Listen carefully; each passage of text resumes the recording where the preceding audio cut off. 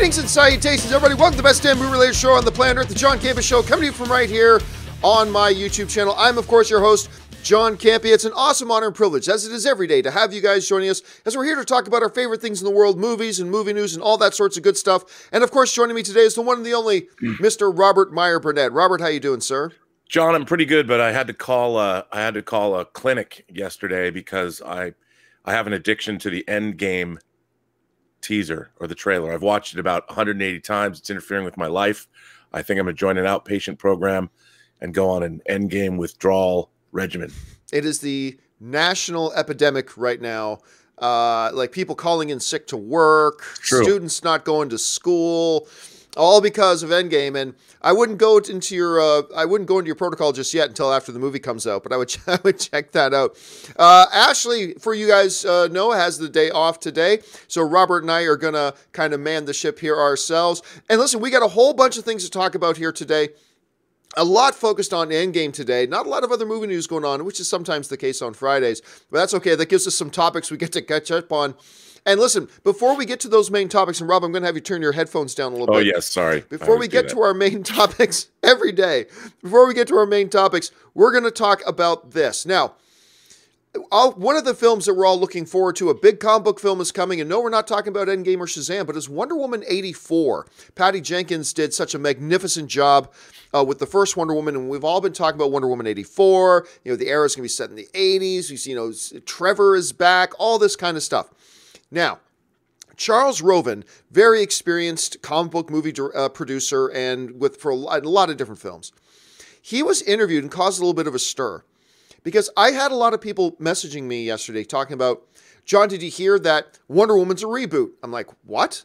And they're saying Wonder Woman 84 isn't a sequel, it's a relaunch and all that. I'm like, what are you talking about? Anyway, I went and checked it out. I read the stories myself. It all comes from a comment from producer Charles Roven talking about Wonder Woman 84, and here's what he had to say. Roven said the following: Patty Jenkins was just determined that this movie should be the next iteration of Wonder Woman, but not a sequel. And she's definitely delivering on that. It's a completely different time frame, and you'll get a sense of what Diana/Wonder Woman has been doing in the intervening years, but it's a completely different story that we're telling. Okay, so Roven says this, and what a lot of people kind of gravitated to and latched onto was simply the phrase, not a sequel, not a sequel. Notice nowhere in this does Roven say this is a reboot. Notice in here, nowhere does it say that this is throwing away the other movie. All he said here, Robert, was that we didn't want it to be a sequel. It's a different iteration. We're going to see what she's been doing in their intervening years, like the other years still exist, but this is just a totally different story. Rob, I looked at this comment from Charles Roven as simply meaning there's not going to be any connection. Like, this isn't the continuation of that Ares story from the first one. We've had decades past. This is a totally new story, but it's still the same character. And you know what? The article went on to kind of point out and draw, I thought, was a really good comparison between this and the Indiana Jones films, right? Because the Indiana Jones films, each of those films are standalone films. It's not like one film built on the story of the other. The character continued to go, but it's not like each film was a reboot either, and that's how I kind of saw that. Rob, you heard about this story, and you saw, you know, Roven's comments. Do you think this is somehow, some way, maybe suggesting this is a reboot with the same actors, or do you take it the way I take it that no, it's just a new story with the same characters and the same continuation? I take it completely the way you just said it. I mean, you know, we live in this world now where everyone's talking about shared universes, and Chuck Roven's been involved with the DC universe, and I think what he meant. Look, you have to understand that even the most seasoned movie producers are not thinking the same way that we as fans, as viewers, are thinking. So what in Chuck's mind, he's like, look, by the way, I'm not speaking for him. I don't have him on speed dial the way I have Bob Iger on speed dial. But he's thinking in terms of the nuts and bolts. I mean, this movie takes place 70 years later. It's like you said, an entirely different era. I think there was another comparison to the Bond franchise other than the Daniel Craig movies, and you could make an argument that Diamonds Are Forever is a direct sequel to On Her Majesty's Secret Service, but the Bond franchises are entirely new adventures that don't rely on what came before or what comes after. Really, they're unique stories, just like the Indiana Jones stories. And this is a movie that takes place close to a century later. We're closing in on a century. So it's going to be it's the same character. It's Gal Gadot. It's not a reboot at all. It's just, what does Wonder Woman look like in an entirely different part of the 20th century? I mean, when you think about it, there was no transcontinental air travel when Wonder Woman was made. I mean, now she might have her invisible jet for all we know. It'll be as different as no, I hope not. I mean, it's the difference between World War II is not a direct sequel to World War I. It's a different time, a different era, and I think that's all that's being said. But us, the fan community, we like to get outraged, and we like to get angry about one turn of a phrase. Like, what do they mean? What? We as film fans overthink things? What? Yeah, no, we do it. We all do it. And look, and I get it. The choosing of the wording here, this isn't a sequel. That's enough to raise your eyebrow. Like, But the way I took from his wording here is simply that, this isn't, okay, now what happens with Ares? No. That story's behind her now. That story's behind her. You and I were just talking about Seinfeld, right? Each episode of Seinfeld was a new iteration. Like, very, very rarely did they have continuing thread stories. It was very, very rare that they had that. And that's all I see about this. It's still Wonder Woman. She still has her exact same past. This is just a brand new story. It's a new iteration, not a sequel, but that doesn't mean it's a reboot. And, I suppose there's a 1% chance that's what he meant, but I highly doubt it. Because we're thinking in terms of, well, the DC universe wasn't working. Now they've focused on standalone movies like Aquaman, and that's where we're coming from. Chuck Roven's not thinking that way. He's not a fanboy. He's a guy he's a real nuts and bolts, down in the trenches, physical producer. He's the kind of guy that has to get the movie done on time and on budget. He's not thinking about it from the fan perspective at all. He just wants to make the best movie he can. So in his mind, it's like, why? This isn't a sequel. It takes place in a whole different era. We're not shooting in World War I anymore. Totally agree. So nobody worry. They didn't reboot Wonder Woman. It's just a new story. That's all. All right, guys. With that down and out of the way, let's move on now to our main topics today. How do we select our main topics here on the John Campea Show? It's really rather simple. You see, you guys select the main topics by sending me your topics and questions by going to www.thejohncampeashow.com/contact. On that page, you'll find a form. Just simply fill it out and hit submit. And listen, guys, make sure you keep those messages to 90 words or less, and maybe you will see your topic or question here on the John Campea Show. With that down, let's move on to the first email today. And our first email today comes to us from Evelyn.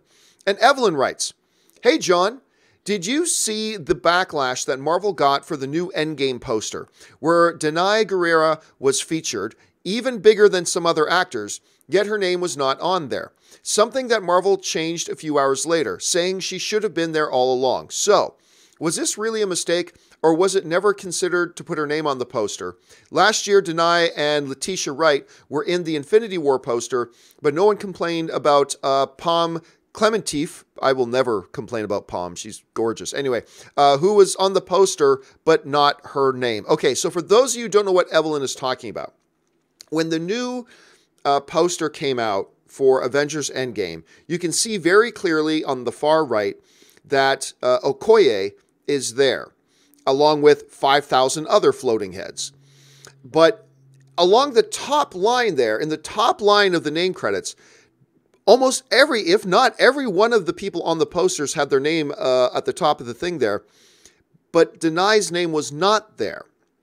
Now, this led to outrage from a bunch of people and all that kind of stuff. Now, Marvel then later changed the poster, put her name up on the top there, and then put out the following message saying, she should have been up there all this time. Check out the official Marvel Studios Avengers Endgame poster, and there it is. So I had a bunch of people yesterday, Robert, messaging me about this particular issue. And first of all, the fact that this is even something that the word outrage is being attached to just makes me roll my eyes. I mean, seriously, really?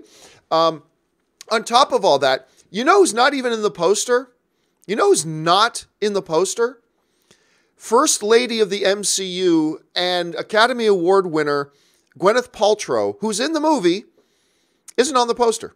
She's not even on the poster. Now, her name, by the way, it's not on the poster, but if you go down further on that poster to the little print underneath, Gwyneth's name is down there. If you were to ask me, would I rather have my name in some small, tiny letters at the top or the bottom, or would I rather be on the poster? I would rather be on the poster. I would rather be on there. Gwyneth Paltrow's name is down there, but she's not in the poster. Now, do I agree that the optics were a little weird, that everybody on the poster had a name above except for one character? Yes, the optics of that are bad. And to me, that's an interesting thing to point out and say, oh, you know, her name's not up there when everybody else's is. Whatever. For this to become a topic of outrage is utterly fucking ridiculous. Just ridiculous. I mean, she's on the poster. And instead of celebrating this character, who, by the way, we don't even know if Okoye is in 5 minutes of the film. I'll admit, and this is what I said yesterday, too, to somebody. I said, look, if we go in to watch Avengers Endgame and Danai is in this movie like 45 minutes of screen time in this movie, blah, blah, blah, then yeah, it becomes really questionable. But for all we know, she has a minorest of roles. And her just being on the poster is more of a, wow, she's in the movie like 3 minutes and yet she got on the poster. That's kind of cool. But to me, it was a non-issue. I'll just be straight with you. I agree the optics were a little weird. I totally understand that. But to me, it was just utterly a non-issue, especially when the character gets on the poster, when another mainstay in the MCU, like Gwyneth Paltrow, is not on the poster. Danai is. So I just didn't see it as an issue. To me, it looked like a clerical oversight. And even if it wasn't, who cares? But anyway, that's the way I saw it. But some people got really mad about it, Rob. And I know you happen to be a big fan of this lady. Yes, I do. For good reason. She's awesome. She is awesome. But you saw this whole thing. What was your reaction to it? Well, first of all, there's something that people don't understand. And it goes back to my old adage, in Hollywood, you don't get what you deserve, you get what you negotiate.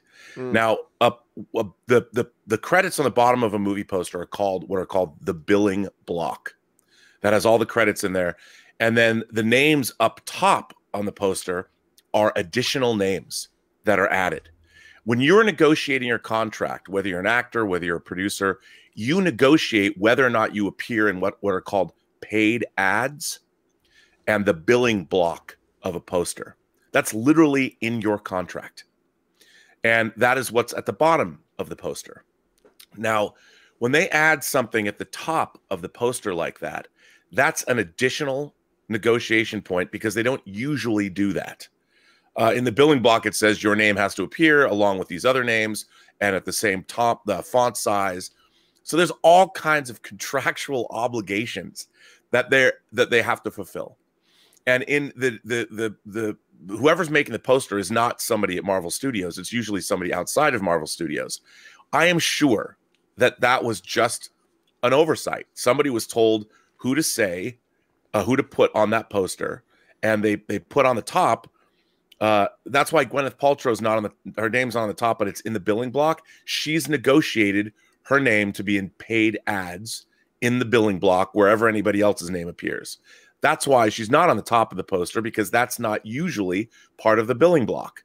So it is an actual contractual thing, but this oversight was pointed out and somebody was like, well, you know, this was never told to us. Whatever the company was, whether it was Ant Farm or whatever Hollywood marketing firm was making that poster, was probably never told to put Danai on the poster up top because her name was in the billing block. So they're like, oh, her obligation's fulfilled. However, because she appeared on the poster and this was pointed out, Marvel fixed it within, I mean, an hour. They got a new version of that poster out. Instantaneous. By the time I even heard about the outrage, the poster had already been changed. Yeah, well, and the thing is, this is truly a case of people not understanding how the movie industry works. It was not an oversight, I'm sure, but then the optics, like you said, were bad. It's like, why won't you have her name on the top? Well, her name's in the billing block, and that's what she's contracted to be. You know, and it's I know it's a weird thing, but nobody, when they add those names up top, that's an additional deal. And maybe that was negotiated. I would imagine not. But think about how many contracts they're dealing with in this particular movie. It's a nightmare. And from a marketing standpoint, I'm sure the people creating the poster were like, who do we put on it? What about all the people that were dusted? And what's amazing about this poster is it's only people that weren't dusted. You know, so that's an additional nightmare. You might have these people come back in the movie and they're not even on. So their agents are going to be like, hey, man, why isn't my client's name in the billing block? And Marvel's like, well, come on, you got to go with us because they're dusted. You understand? I mean, it's just gotta work with us here. Yeah. You want to know something else? This is a little side note here. Take a look at this. Another interesting thing about this poster that somebody pointed out on our theories video yesterday. Every character, because there's 1, 2, 3, 4, 5, 6, 7, 8, 9, 10, 11, 12, 13. There are 14 characters in this poster, which is way too frickin' busy. Anyway, all of them, except 2, are looking in the same direction. All of them are looking this way, except Thor and Okoye. They're the only ones. 12 out of 14 are looking, I gotta get my hands right, this way. Only 2 are looking that way. Again, in the film fan tradition of trying to overanalyze and overthink everything, you think there's any sort of relevance to that? And any relevance to the fact that it's just Thor and Okoye looking the other way? Or is this, no, this is just nothing. Okay, there you go. It's design work. I mean, they're not, I think the only thing that has any meaning is what you pointed out yesterday. When I had said Thanos isn't on the poster, and you're like, well, he is on the poster. I'm like, yeah, but you know, he's in the background. Even like when Darth Vader was in the Empire Strikes Back posters or something, and he was not a ghosty image. He was up there with his fists raised or something. I mean, his helmet was front and center. But in this case, and it does say on the poster or in the ad, I saw it's in the trailer somewhere. It says and with James Brolin as Thanos. Right. You know, there's and so he's in there. He's not on the poster. Not really. But he might be in there for 30 seconds. He's in the movie. So it's, you know, when people start digging this deep, look, trust me, it's all about contracts. And I can't believe they're even allowed to release a poster like this, which is pretty cheeky on there. They would have to get all of their clients. Imagine you've got Chadwick Boseman, who's probably contracted for how many movies? He's not even 40. If he's in this movie and he's contracted to be in it, they would have had to go to his management and say, hey, can you deal with it? I know he's supposed to have paid ads, but he's not going to appear in this poster. They would have to be like, that's okay. He would have to sign off on not being in the billing block on this poster. And but again, Disney probably knew that far in advance and probably worked that. I mean, there's so many machinations that go on behind the scene that we're never privy to, right? Right. To see how this kind of works out. These are things that would have to, there's money involved, lawyers. I mean, people to not put people's names on a poster like this, if they're in the movie, they would have to have their lawyer or their management or whatever, or their agency sign off. So the fact that this poster is what it is, I think is totally cool. I think that the fact that they've only given us the dusted characters, I mean, the ones that were not non-dusted, it's so cool from it. They don't, this is why the MCU is so cool. This, in my mind, don't get mad about this poster. You should find this poster to be awesome because it also doesn't give away anything that's going to happen in the movie. And they had to do that on purpose. And that's really cool. And by the way, that much. For those of you who might be wondering, in the email that was sent in, they mentioned, Palm wasn't in it. For those of you who are wondering who's Palm, Palm is the actress who plays Mantis. So there's just a little side note there because I noticed somebody was asking about that. All right, with that down, let's move on to item number 2. And the second email today comes to us from Blake, who writes, hey, John, love the show. Thank you so much, Blake. My understanding is that the new live action, quote unquote, Lion King is going to be 100% CGI. With that in mind, will it then be eligible for Best Animated category at the Academy Awards next year? Seems like a slippery slope there with the wonders they are doing with the effects these days. What's their distinction for this? Thanks. Rob, this is actually something that you and I have talked about before. Yeah. But I've seen the question come up a number of more times since the Oscars. Like since they awarded Best Animated, a lot of people started questioning again this whole thing about what's Lion King? Because again, we had the whole discussion about should we even be calling, we all refer to the upcoming Lion King movie as the live action Lion King. It's not live action.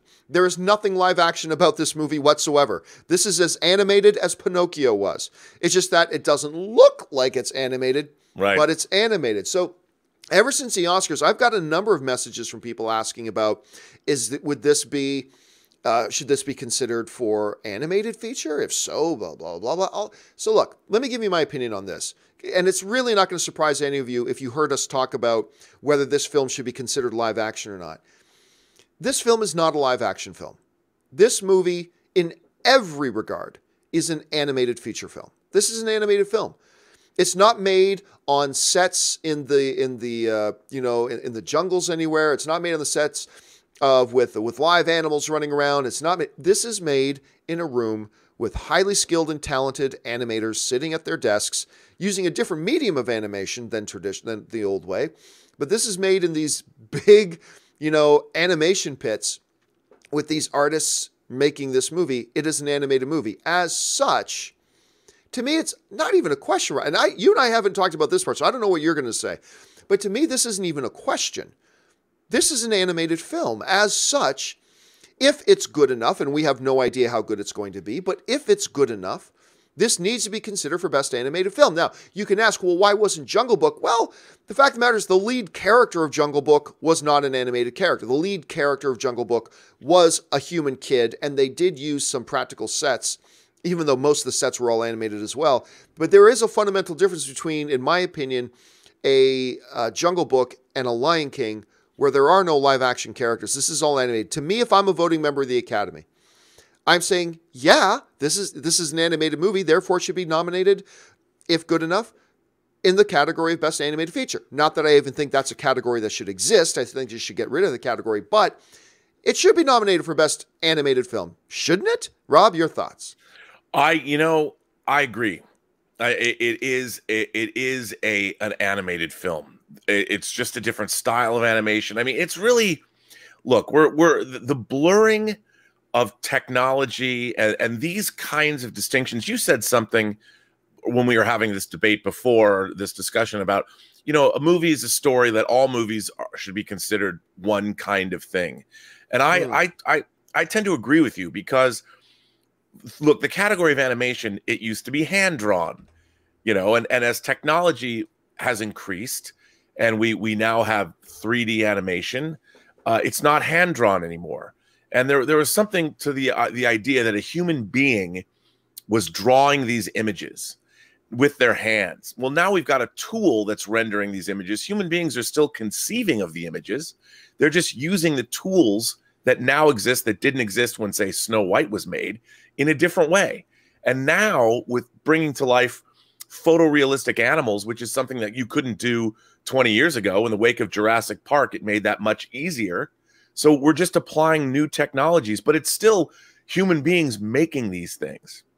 But at the end of the day, I think the distinction is always going to be about people themselves. Are people on camera? Are human beings being shown on camera? And that's the distinction to me between, we want to keep the human element in. And the human element's still there, but this is an animated movie. No matter how you want to, whatever you want to call it, if it's photorealistic animation, well, that's different than hand-drawn animation, which is different than CGI animation, although it is CGI. So how do you delineate between, say, Toy Story and Lion King? Are Toy Story 4 and Lion King going to be competing at the Oscars against one another as animated movies? Because they are, even though one looks photorealistic and one doesn't. It's a weird, it's part of the uncanny valley. It's sort of an adjunct to that. And I think, like you said, it's all movies, man. It's all movies. And it's the technology that's being employed. And we're going to see this blurring of, wait till they can make Marilyn Monroe and Humphrey Bogart movies again. Where are we going to be then? When photorealistic human beings that used to live but don't live anymore, we put those into movies. Are those animated? Or are those going to be live action? I mean, we live in this world where it should just be about the stories, ultimately. It's interesting to note. I like the fact that you're making this distinction between the photorealistic, like a Toy Story and a Lion King, both CG animated films. One's photorealistic. What was it? The Annie Awards, the Animation Awards, they actually do have a distinction in their categories. They have a photorealistic side and a non-photorealistic side. So there was like best feature photorealistic and best effects photorealistic versus best effects non-photorealistic. So they make those distinctions. That's not something the Academy should do. No, I don't think so either. But it is kind of interesting that you have other bodies do make those distinctions already, although they're still all under the umbrella of animation. Right, but I think you just made an incredibly salient point here, because if you're animating like if you're watching a movie like the Triplets of Belleville, right, where everything is stylized, the very, world very classically, very classically, it's a totally classical animation. That's a whole different artistic form than, say, creating the photorealism of the jungle in The Lion King. It's a totally different, and it's a different discipline. You know, how do you create? So there's definitely a delineation in there. Like, is it harder when you can take photographs of a jungle and use those to recreate in CG the rest of the jungle, as opposed to having to draw your entire stylized vision of Paris in a different era? It's a totally different thing. It's still dealing with backgrounds, but it's completely different and a totally different mindset and discipline. And I think the Annie Awards are doing it right. Yeah. All right. Let's move on now to the third email today. And our third email today comes to us from one of our Patreon supporters, Vrinder Singh. And thank you for being a Patreon supporter, Vrinder. Do you think Marvel are getting overconfident with the marketing of Endgame? Sure. Us movie nerds are going to watch the film anyway, but I wonder if the casual movie-going audience will look at these trailers and think Endgame won't be as exciting as Infinity War. Could this backfire on Marvel? All right, now, Rob, get ready, because I know you and I are going to disagree on this one. And that's fine, but here we go. So here's my thought on this, Render. And this has been my criticism of the Endgame marketing up to this point. Now, remember, I still am of the belief we are going to get another trailer on April 2nd. And I don't agree with know you. that. Yeah, I don't know that. I might be wrong, but that's what I think. And I love this new trailer. As somebody who is already a hardcore fan of the MCU, that trailer was designed for me. And designed probably for many of you. That's who this trailer was designed for. Here's the interesting thing. For those of us who have been yelling and screaming, myself including, and evacuating our bowels and having to change our underwear several times from watching this trailer, the fact of the matter is, the fact that I got so excited about this particular trailer, the fact that you got so excited about this particular trailer, just kind of proves the point, though, that I was already somebody who was going to buy my tickets for opening day regardless. These trailers for Endgame, while they have certainly had their merit, and I love this newest one. We talked at length about it. I love this new trailer. But there's really no denying it was a trailer that was specifically targeted to a group of people who were going to be there opening night one way or the other. Like, for all of us who are losing our minds about this trailer, that's great.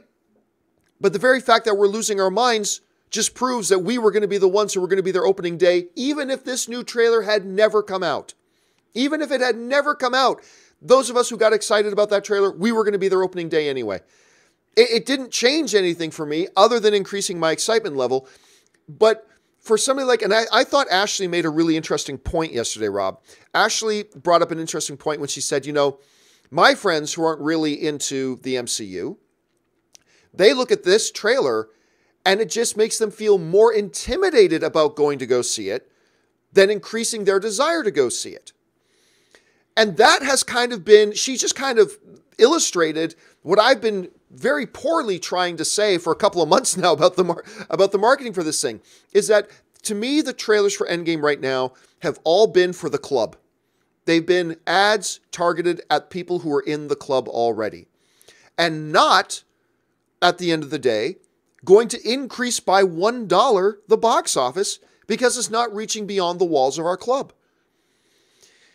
That's why I still really, really think that this next trailer, and I believe there is going to be another trailer, and this trailer will be the one that reaches beyond the walls of the club. It's a trailer that's going to get somebody who is not intimately familiar with the MCU going, ooh, hey, I don't know the MCU, but this trailer looks fantastic. This looks exciting and fun and blah, blah, blah, and want to get those people out to the theater. Because right now, I'm still of the belief that this marketing campaign has not done much to get people to come to these movies who weren't already coming to the movies, and your trailers, your marketing has to reach beyond those borders to get more people in. Anyway, that's kind of how I'm seeing it. Rob, tell me why you disagree. I respectfully disagree with you, John. If this movie was being released in a vacuum, I'd say, okay, this is the 22nd movie in the 11th year of the MCU. Insane. In theaters right now, we have Captain Marvel, who is basically also marketing this movie. I mean, she's on the poster for Endgame. She's in the trailer that we see her interact with Thor on Endgame. I mean, even if you're a casual moviegoer and you're not, you don't follow the MCU, and maybe you've seen one or two and you like Thor and you saw Captain Marvel and you see the fact that there's a movie coming out where Thor and your new hero Captain Marvel are in a movie together. This is a perfect example. You've got a movie in theaters right now. It's asymmetric marketing. It's asymmetric warfare. I mean, the idea of the Thanos snap is now part of the pop culture lexicon. They reference it all over the place. It gets referenced in the news stories. It gets referenced on talk shows. Thanos is dropped. It's the same way when Star Wars came out. If you go back and you look at the old book, The Art of Star Wars, in the back, they've got newspaper articles and political cartoons that were part of the day that were coming out from all over the place. There was Star Wars cartoons in the Wall Street Journal. They made economic references, and then they would bring up something about economics and show Darth Vader. I mean, I think that this movie, the MCU is now such a part of the fabric of pop culture that even if you're a casual moviegoer, I refer back to my mom, who's going to be 80 next month. My mom, she asked me about Captain Marvel. Should she go see it? And I told her, yes, she should go see it. And I think that this is now part of our cultural heritage. It's our modern mythology. And I think it's okay that there isn't anybody that isn't part of the club. There's only people that don't care about the club, because we're all part of the club. I always talk about the post-geek singularity. We're all part of it. They're never going to go after somebody who doesn't know anything about this movie, because there isn't anybody that doesn't know anything about this movie. Everybody does. And so that's what they're doing. Okay, here's the thing, though. Let's look back just at the last big event, all right? Because you're talking about... Which was last Friday? The big event, I'm going to guess, is going to go back to Infinity War. But okay. You bring up the Captain Marvel thing. Again, just proves my point.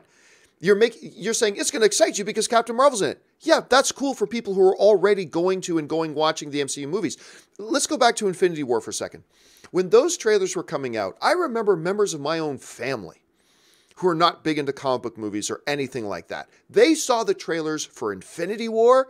They had no flippin' idea who the big purple guy was. Why are his mittens too big? They had no idea they hadn't seen Black Panther, so they had no idea who Black Panther was. But there were people who knew little to nothing about the MCU that saw the marketing for Infinity War and go, oh, I got to get on this train.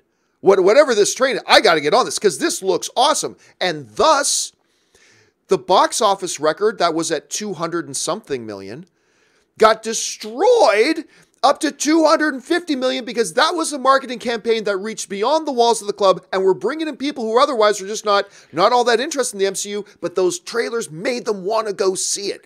And I contend that these trailers are not going to accomplish what those trailers did. These trailers are doing a great job of exciting the existing fan base, and you got to do that. You do have to do that. You want to keep your blood and my blood, the raging nerds. Sure. You got to keep us excited, and they've done that. But I contend that what this marketing campaign has not done, that the Infinity War campaign has done, has been to reach beyond its walls and get people who are either lukewarm or not normally all that interested in the MCU salivating to go see this MCU movie.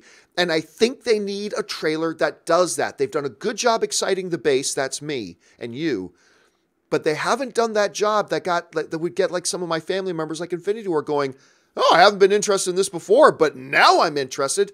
These trailers aren't going to do that. But wait a minute. They're not going to do that. I think you might be underestimating the fact that these trailers are looking to sort of tickle a different part of our psyche.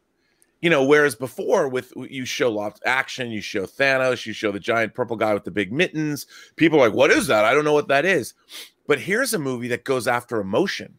Here's a movie that's going after, here's a team of people banding together, and I think everybody across the world understands what that means. A group of these people, these extraordinary men and women of different walks of life are coming together to accomplish a goal, because clearly, if you had never seen what's going on, the world is a sad place, and everybody gets that. And here's a group of people that are going to band together and they're going to get it done. And it's just a different way of appealing to people. You can appeal to them through action and adventure and all that, or you can appeal to them through emotion. And I think, if my mom watched this trailer, Infinity War would have turned my mom off. I haven't asked her about the Endgame trailer because she hasn't seen it yet, because she could barely work the internet. But I think if she did see this trailer, my mom would say, well, this movie looks good to me, because she can relate to emotion. And she might not know who are those people, why are they astronauts? Is it the right stuff? What is this? But she could understand and that the heartstrings that are being tugged, she would get that. It's just a different kind of appeal. So I think that maybe the general audience, you're underestimating the fact that they only want one kind of attraction, which is dangling the carrot, dangling the whiz bang. Let's put a bunch of images. But what about going for the heartstrings, man? This trailer goes for the heartstrings. I agree, except I think this trailer, like a great sports trailer during the Olympics.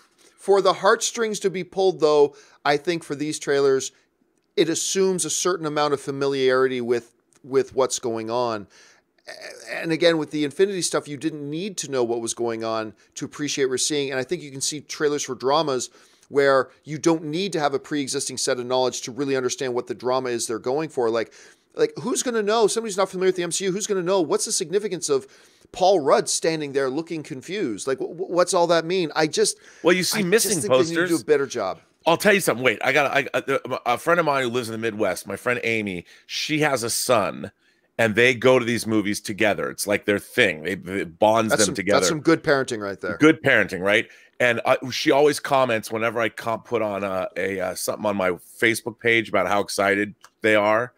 And I posted this poster and I put, "My soul is on fire." That's all I wrote. And I got all these people commenting, and she's like talking about how excited her and her son is. Now they're part of the club.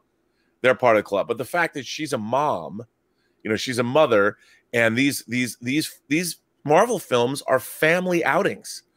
And I think, man, this appeals to, you don't have to have tons of violence. You can just go with the characters and the heartstrings, and people are still excited. But again, you just proved the point. They're already part of the club, and it's getting us excited. I'm just saying, if they want to break these records, and who doesn't want to break records? But if they want to come out and break that $252 million opening weekend record and do all that, that means you've got to get people who didn't go to the last one to come to this one now. Right? Like, if you're going to break the opening weekend record, all of us were going to go see it 3 or 4 times anyway. But if you're going to break this record, you can't just get everybody who already saw the movie. You got to continuously be bringing in new audiences. You have to continuously be bringing in new customers. And Captain Marvel did. The female audience, the MCU's got moms coming in that never saw one before. Captain Marvel really played to that in their marketing. Captain Marvel did that in their marketing. This movie isn't doing it yet. So I hope they do. I hope they do, because I want to see them. I want us to be talking, because this movie's going to be awesome. And ultimately, that's the only thing that really matters. But I would love for us to be able to talk come the end of April about how, oh my God, we will. Marvel's done it again. They've smashed the opening weekend record. And right now, I'm not convinced that's going to happen. I think so. It's going to happen. I hope you're right. I just don't see them doing anything to bring in new audiences with this marketing campaign so far. They should turn it into a national holiday, a world holiday. Endgame. Because everybody's coming. Everybody's going to call in sick anyway. Yeah. Everybody's calling in sick that Monday to go back see Endgame again. Might as well just make it a national. I love your idea. All right. We got to move on here. Let's move on to the 4th email today. And our 4th email today comes to us from George Lucas Fan, who writes, "Greetings, folks. Ever since the new trailer dropped, there has been a massive uptick in the Avengers theories flying around. And I'm part of that, actually. Last night we did like a 3-hour theories video based on the new trailer. There have been new theories flying around, including your excellent theories video. Well, there you go. Including your excellent theories video you did last night. Thank you so much, George.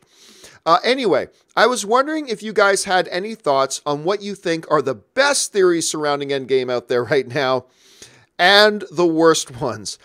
Rob, we are hearing a hell of a lot of theories right now. Yeah. We're hearing a lot of theories going on in the world right now. And last night, like I said, we ended up doing a 3+ hour video of just talking about theories and all that kind of stuff. Let me put you on the hot seat here first. Mm-hmm.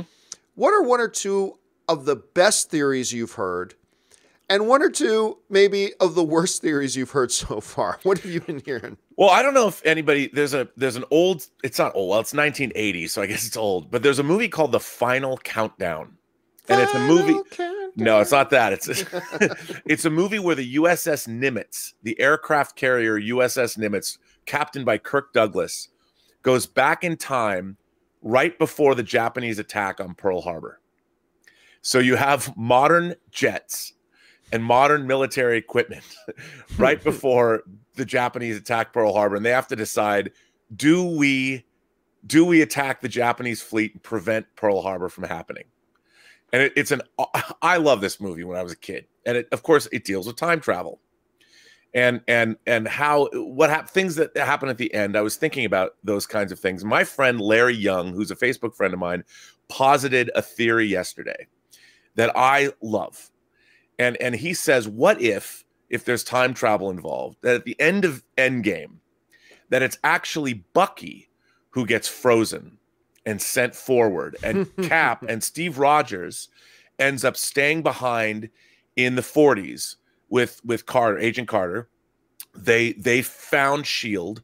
They're able to stop the Hydra infiltration of SHIELD, preventing Hydra from pulling all of its shenanigans, and therefore changing the MCU. Bucky becomes the new Captain America, and the universe as we know it, the MCU, is changed, but it allows Captain America peace and the love that he didn't get by being lost in time, by being frozen. And so we have a new MCU where a lot of it is the same, but Steve Rogers is able to be retired. So we have a new Cap, and he gets to live the life that he's earned through the last 10 years of the MCU that was taken away from him. And of all my Endgame theories, I'm like, I love this. I love the fact that the universe could be changed. The sacrifice would not be negated. And one of our favorite characters gets to actually live happily ever after the way he haplessly has been living throughout the last 10 years of the MCU. And that was my favorite theory that I've heard about. Now, it doesn't explain anything else about how the snap is going to be. It just is a way that history could be changed. And it reminded me of The Final Countdown. And I'm not going to say why, but it to me, it's what time travel movies do best, in that you can still have the adventure. It happened, but all of the sacrifice and all of the tragedy that led up to that point isn't swept away. But it's just people do, when history gets changed, they get their just desserts, and we as an audience feel satisfied. And when I heard that story, I was like, wow, dude, I haven't heard that, because I watch these theory videos, and that to me was romantic. It was nice. It's a way that Chris Evans can leave the MCU with honor, and nobody would go, oh, fuck that guy, I don't want to. They would be happy. You'd leave with a smile on your face, and you'd feel love in your heart. So that was something I heard yesterday that I haven't stopped thinking about, and I love that theory. I've during the 3-hour thing yesterday, a lot of people threw in a lot of theories about Cap going back. Right. Whether it's just he goes back and gets to be with Peggy and a lot of different variations. I haven't heard that variation of it's Buck who goes into the ice instead. Yeah. That's a new twist on it. That's interesting. Here's my problem, though, with it. We're all familiar with Flashpoint. And basically, the underlying message of Flashpoint is that when you change anything in the past, sure, you could create a future that's 10 times worse. Mm-hmm. Even if you're doing something a small thing that is good, you could end up ruining the world by doing it, right? And I remember talking to people, I'm like, look, if Cap goes back, it ruins the timeline. Like it causes chaos in the timeline. Because just think about this, and then our minds start to go crazy. Peggy, okay, so let's say Cap goes back. Well, Bucky ain't Steve Rogers. But let's say he goes back.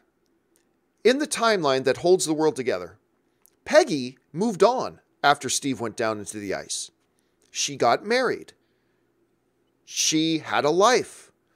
Now, just imagine that one small change. That one small change causes a domino effect in time that could be catastrophic. Now, this guy who was supposed to marry Peggy, he doesn't marry Peggy. And something goes on with his life. And then people he gets involved with, he was never supposed to get involved with. And it creates this cascading domino effect. Like I used to talk about this. The butterfly effect. Yes, it creates a massive butterfly effect that could ripple through and just cause chaos and world destruction and blah, blah, blah, blah, blah, and all that kind of stuff. That's why, and who knows, maybe Marvel won't abide by that, you know, those classically held ideas about changing the past and all that kind of stuff. Maybe they'll, I mean, look, Flashpoint is DC. Whatever, we don't need to abide by that. Change history however you want. History, schmistery, whatever. Let's create the world we want to create. Maybe. But it's the one thing that holds me back. But the one thing about the Bucky or about the Steve going back, the one thing that gives that a little bit of credence, though, is the fact that, hey, look, in the last trailer for Endgame, we do see him holding that picture of Peggy, right? In this new thing of Endgame, we hear Peggy's voice. Now, that ultimately probably means nothing. But if you're somebody who wants to believe in the theory that maybe at the end of this, Steve goes back, I mean, I think these things in the trailer, well, I don't think this is what it means. You would not be crazy to look at these things and go, this could be an indication of something to come. For him going back in time and back in history, it could mean that. The second problem I have, though, with any notion of Steve going back is this. It closes the door on Chris Evans coming back. Like, even if you say he dies in Endgame, this is the MC Nobody Dies You, right? This is the MC Fake Deaths You is what I call it, the MCFU. Like, nobody really dies. So even if he dies in Endgame, you know he can come back in like 3 years. You know he can be back. That's no big deal. And Chris Evans has said publicly, I will continue to play Captain Marvel or Captain America as long as they want me to play Captain America. Right. So I have no doubt, even if he lives or dies at the end of this movie, he'll be back. So I don't know. It's an interesting one. I'll tell you one, though, that I heard that I love. Because not only do I love, I think it's so good, I've bought into it. I think this is going to happen. And it's this, that in Endgame, when the movie, in the first act of the film, the Avengers have been looking all year for Thanos. They've been trying to figure out where Thanos is. And they've got Captain Marvel with them. And they've got Thor. And Thor's got the power of the Bifrost now. And he can go anywhere and blah, blah, blah. And that they've been holding on to the hope that we need to get Thanos and we need to force him to undo what was done. One way or the other. That's the hope they've been clinging to. And then that scene of Thor showing up on the world where Thanos is now retired, mm-hmm. He shows up there, probably with Captain Marvel with him, but he shows up there and they see Thanos, and this is the whole hope of the film, and this is all in the first act, and basically Thanos is, feel free to take it, the gauntlet doesn't work anymore. And because that would explain why the Russo brothers mentioned in the Infinity War commentary saying the gauntlet is now permanently damaged. So they had all their hope completely vested in this whole idea that we're going to find Thanos and we're going to fix this. And they find Thanos only to find out they still can't fix it. And that becomes the true spiritual beginning of the movie, that now all hope is gone. Now you see Captain America and you see Black Widow and everybody in utter despair. And that's what we're seeing in the trailer. So they find Thanos, and that's all of Thanos' involvement in this movie. Is a little bit in the first act when they find him and he basically gives them the bad news. Look, even if I want to, which I don't, you can't undo this. You can't do it with the gauntlet. The gauntlet's useless now, blah, blah, blah. And that sets in the depression that we see. I think before that happens, they're still hopeful. We've got a mission. We're going to fix this. Then once they find him and they realize everything we pinned all of our hopes on is gone. And then just as they're hitting the bottom, Scott Lang shows up. Paul Rudd shows up. And the way they described it, I'm like, yeah, I totally see that happening. I love this theory. And not only do I love it, I think it's actually going to happen. And I bought into it. And Rob, one other thing, and I want your commentary on this because you probably know more about this, but we all know that in the comics with Infinity Wars in the comics, that at one point Nebula gets her hands on the gauntlet, and it becomes a problem. Nebula gets her hands on the gauntlet. I have never thought that they would actually do that, because to me, Nebula's never been a significant enough character in the MCU to wield the gauntlet. But the more I think about it, and some people brought this up yesterday, and they've started to win me over, the more I think about it, out of all the characters that survived the snap, why Nebula? Why is Nebula still there? Why is she featured in the trailers? Why is she marching along beside Tony Stark as the Avengers are going up, blah, blah, blah? Don't you think, John, that maybe that suggests she's got a bigger role to play? And I was like, you know what? Maybe. I'm starting to get convinced. These crazy people are starting to convince me that at some point Nebula is going to be wielding an Infinity Gauntlet. Now, that goes completely in contradiction with the first theory we were just talking about, that the Infinity Gauntlet's useless, but I'm buying into that. So what do you think about that theory that people are talking about, that Nebula at one point wields this gauntlet? Well, first of all, I think what you said about this theory about the beginning of the movie is a very sound theory, because as you've always said, there doesn't necessarily have to be a big bad in this movie. The situation itself is the true situation that needs to be fought against. And I could see that. And like, just when we're at the worst, we find out Thanos there's nothing they can do, and they're all depressed, and maybe a couple of years go by. That's when you can have years passing, and then Scott Lang shows up.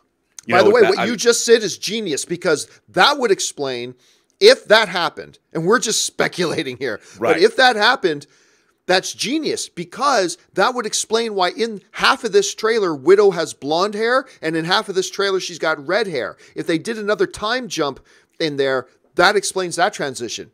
Yeah, you're a brilliant man. Please continue. More brilliance. They can even have a card. There's a Legion of Superheroes run where one run ended and then another run began that Keith Giffen was doing, and the run just started a black page, and the first page of the comic was 5 years later.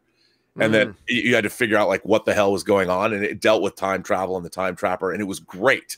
And I could see them doing something like that in this movie. But Nebula, we saw Nebula tortured by Thanos. Yeah. We actually saw, and one of the things I loved about Guardians of the Galaxy 2 was a lot of people don't like it, but in my mind, it was all about how damaged families came together. And I think one of the underrated things about Guardians of the Galaxy 2 was how the relationship between Gamora and Nebula was shown to be, there was a repair that was beginning with them by the end of that movie. And they are the daughters of Thanos, after all. And I think that, Nebula making her conversion from being an evil person who was bent on destruction and the death of her father, maybe her redemption is found. Maybe it's her, she might be the ones that she sacrifices her life to bring her sister back somehow and to undo what her father has done. And it's a great moment of her own redemption, and they've kept her in these movies. And I could see that maybe she does wield a gauntlet. Maybe Peter Dinklage, we saw that there's another gauntlet, he could forge another one. I don't think the Infinity Stones themselves, you can destroy those. So it's really interesting. I mean, I think there's a lot. And what I like about what we're discussing now is all of these things are very satisfying on an emotional level. Yeah. What we're talking about is a story that doesn't rely on a battle. So even though I'm sure there's going to be a battle royale in this, but it revolves around emotion and heart and what is true heroism.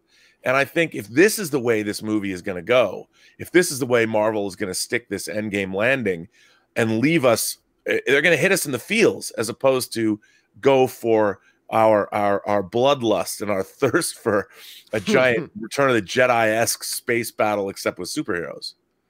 What would you say then are some of the, maybe one of the worst theories that you've heard? Like, have you heard some, I mean, we've all heard many bad ones, but if you had to try to pick off the top of your head. God, I don't know. I can't think of one that's, because I don't pay any attention to the ones that I think are ludicrous.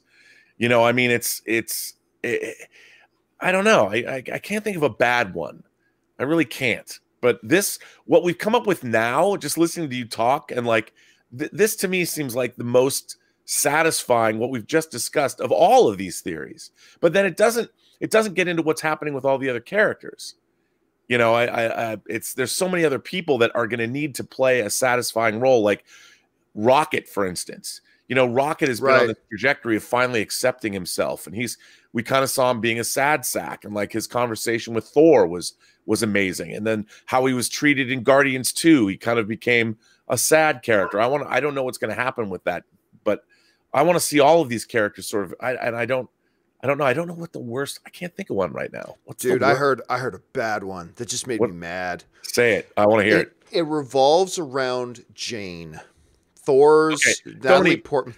Don't even start. Because, tell me anyway. Remember, there was an argument that she was, to a degree, infused with the power of one of the stones at one point, and that she is actually, I can't remember because I dismissed it so quickly out of my head, but the whole notion is that Jane reappears in this, and that ultimately she's the one who takes down everything. And this person was like damn convinced of it, that they had heard a report that Natalie Portman was secretly on the set of Avengers, which I had never heard that before.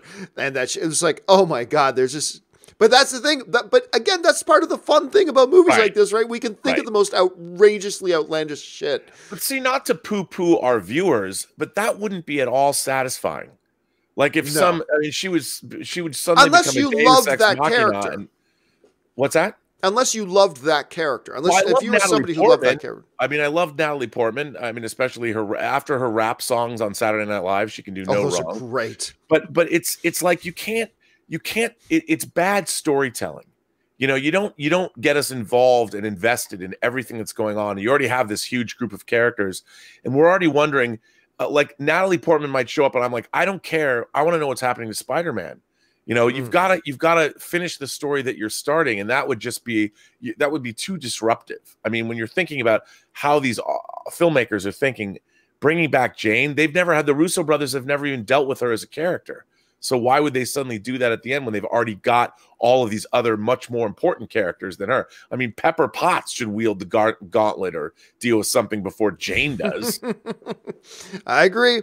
All right, guys, listen, I'm sure you guys have a lot of things. Jump down in the comments. What's the best theory you've heard? What's the worst theory you've heard? Jump down in the comments and let us know what you think. All right, one last email today before we go and start taking some live questions. And our last email today comes to us from Matthew Wheeler, who writes, "Hey, John, you mentioned on the show that you didn't need to watch Captain Marvel before Endgame. But in your opinion, what movies should we watch? Thanks and love the show." And yes, you're right. They're going into Infinity War, Rob. There was a lot of discussion going on about which of the MCU movies should we be watching before Infinity War. I mean, we had these big discussions about that. Right. Should you watch this? Should you watch that? Blah, blah. Now, I remember breaking down, for me, going into Infinity War, I said out of the like almost 20 films, there's like 5 you should watch. Yeah. Guardians was definitely one because that's the one that really lays out what the Infinity Stones are. You got to see Civil War because that gives you the full understanding about the status of the Avengers. You got to watch Black Panther because that's the movie directly leading into the movie. Plus, it was clear at the time from the Infinity War trailers that a good chunk of this movie happens in Wakanda. So therefore, you need to watch that one. And then there were like 1 or 2 others. Now, going into Captain Marvel, or coming out of Captain Marvel, I had a lot of people ask me, John, do I need to see this movie in order to watch Endgame? And my feeling was, and still is, no. You don't have to see Captain Marvel to be able to go in and watch Endgame. It'll help. But there was nothing in Endgame to me that made it a prerequisite to use college terminology, to go in and take the Endgame course. You know what I mean? Going into Endgame, though, my feeling is very, very different than it was before. Out of the 20 plus films, I really can only think of one movie you have to see to watch this one. And that would be Infinity War. Like, if you saw no other, I think you're okay. Now, again, is there benefit from watching Iron Man? Yes. Is there benefit from watching Doctor Strange? Yes. Is there benefit from watching a lot of these other films? Absolutely. But if you were to ask me, John, if there's any movies that I have to see if I'm going to have any hope of being able to watch Endgame, which one is it? I honestly can only think of one, and that's Infinity War itself. So, Rob, if you were addressing that question about what are the prerequisites, and are there any prerequisites you got to be able to see going into Endgame, what would you say those films are? Well, first of all, I would assume that the people who are asking you that question have never seen any MCU movie at all. Right. So I would say if that's the case, like with you, I would have just said, well, I'll just watch Infinity War. But if you've never seen any MCU movie and say you're going to set aside time to watch 6, right? I would say forget the standalone movies because it's sort of self-evident. Culturally, you have an understanding of superheroes, so you'll kind of get. But I do think you'd have to watch the first Avengers and the second Avengers, Ultron, because that shows you the relationships with you. You get to meet Hawkeye and you'll know who Black Widow is, but you also understand where Tony Stark is coming from in Age of Ultron, how he wants to put a suit of armor around the world, which has sort of driven a lot of him based on what happened in first Avengers. And so I'd say you have to see Avengers Age of Ultron. Then you have to see both Guardians movies, then Civil War, and then Infinity War. Those would be the 6 movies that I would say you have to watch, because the other movies you'll understand. There's enough in those movies, but you're going to see the team dynamics and you'll get to learn enough about all those characters that you don't have to watch the standalone movies. You can go back and watch those after you've seen Endgame. But I do think that the larger ensemble films and Guardians, of course, because you learn so much about Thanos and you need to know about Gamora and you need to know about Nebula. But really, it shows the team dynamics. It shows what Stark wanted to do and how he failed in Ultron. And I think that those 6 movies are those are the 6 movies I'm going to go back. Now that I've said it, I'm going to go back and watch those. And I'll get that whole, because you get the team vibe. And since these movies are so full of the teams, you've got to see how these people all interact together. That's if you've never seen an MCU movie. Those are the 6 I'd say you need to watch. All right, and you've got about 6 weeks before Endgame comes out. So there you got a perfect cadence right now. Watch one of those a week, and you should be set to go. And hey guys, this is a good chance for us to let you know too that for any of you guys who are in the Las Vegas area, and I often get messages from you guys who live in Las Vegas, Robert and I are actually coming to Las Vegas. We're coming to Las Vegas. We'll be in Las Vegas. Vegas, baby. What happens in Vegas stays in Vegas. But we got to go out. We're going out there. We're going to be there the first week of April. We're going to this great event called CinemaCon. We're going to be there.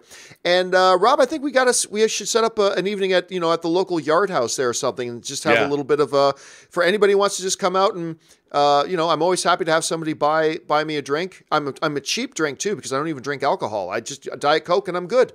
If you guys want to come out and buy us a drink or something like that, feel free to come out. We'll give a date and a time of where we'll be. But for those of you who are going to be in Vegas the first week of April, we're going to be there and we'll let you know where and when. Okay.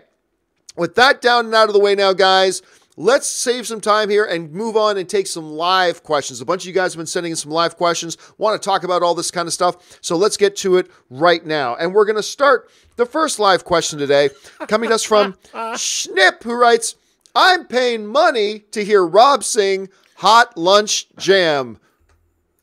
Ladies and gentlemen, Robert Myron. Okay. All the lyrics, all I remember is it starts out, it goes, shake it, Sadie, serving lady. And then I have to look up the rest of the lyrics.